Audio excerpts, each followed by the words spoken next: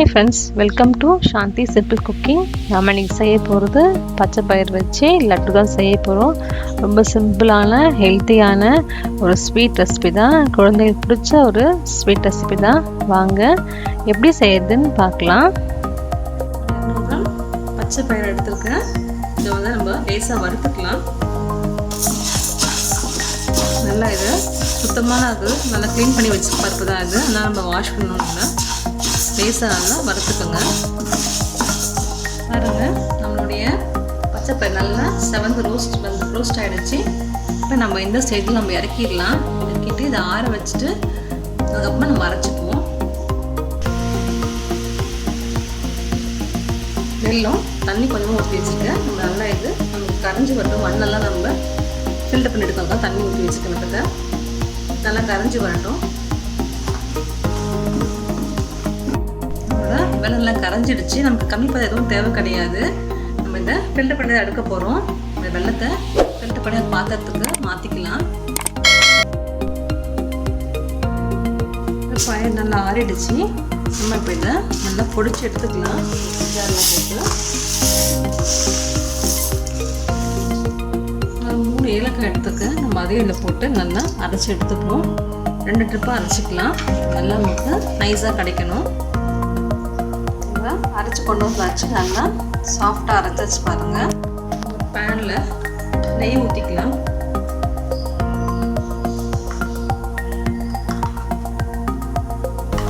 ஒரு 1/4 கப் அளவுக்கு நெய் ஊற்றிக்கங்க. நெய் உருகிடுச்சு. நம்ம அரைச்சி வச்சுருக்க பொடி இதெல்லாம் மிக்ஸ் பண்ணிக்கலாம். ஒரு லேசாக வறுத்தோம்னா நல்லாயிருக்கும் நமக்கு.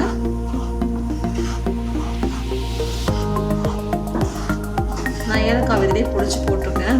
அரைச்சிட்டோம். அரைக்கும் போது ஏலக்காயும் போட்டு அரைச்சாச்சு. நம்ம ஏற்கனவே வறுத்த மாவு தான். லேசாக நெய்யில் வறுத்தோம்னா கொஞ்சம் நல்லா டேஸ்ட்டாக வரும்.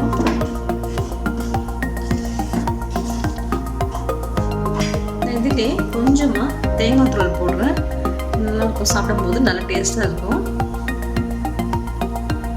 இந்த மாவு வரும் போதே தேங்காய் தூளையும் நம்ம வறுத்து எடுத்துருவோம்.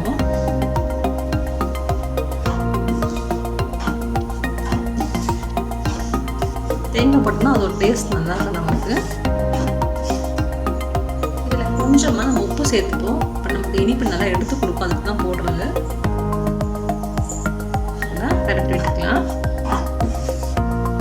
வெல்லம் ஆல்ரெடி ஃபில்டர் பண்ணி வச்சுருக்கோம் இல்லையா, அதை நம்ம ஊற்றிக்கலாம்.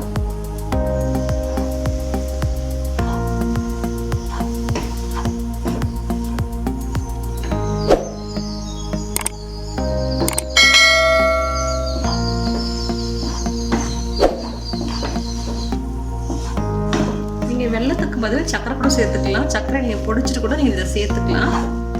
வெல்லம் போட்டோம்னா நல்லா டேஸ்ட் இருக்கும் உங்களுக்கு சர்க்கரையை விட. அவ்வளோதான். இது கொஞ்ச நேரம் அப்படியே ஆறட்டும். நம்ம கொஞ்சம் இந்த வெல்லம் போடுறது நல்லா இழுத்து நல்லா ஆறி வரும். அப்புறமா நம்ம உருண்டை பிடிச்சிக்கலாம். நம்ம ஆறுனதுக்கப்புறமா உருண்டை பிடிச்சிக்கலாம். நம்ம ஸ்டவ் ஆஃப் பண்ணிடலாம். நம்மளுடைய மாவு நல்லா ஆறிடுச்சு. நம்ம உருண்டை பிடிச்சிக்கலாம். அதை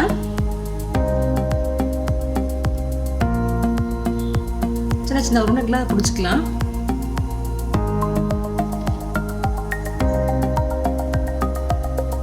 நீங்கள் தேங்காய் போடாமல் கூட செய்யலாம். நல்லா தான் இருக்கும். தேங்காய் போட்டிங்கன்னா சீக்கிரமாக காலி பண்ணிடணும். தேங்காய் போடாமல் பண்ணிங்கன்னா நல்லா நீங்கள் 1 வீக் மேலே கூட வச்சு சாப்பிடலாம். நீங்கள் கெடாது உங்களுக்கு சீக்கிரத்தில். இது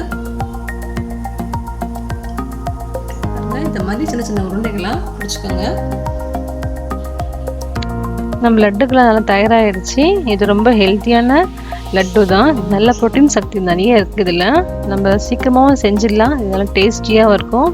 குழந்தைங்க இதெல்லாம் விரும்பி சாப்பிடுவாங்க. இதை செஞ்சு பாருங்கள். செஞ்சு பார்த்துட்டு உங்கள் கமெண்ட் சொல்லுங்கள். பிடிச்சிருந்தா நம்ம சேனலுக்கு சப்ஸ்கிரைப் பண்ணுங்கள். தேங்க்யூ.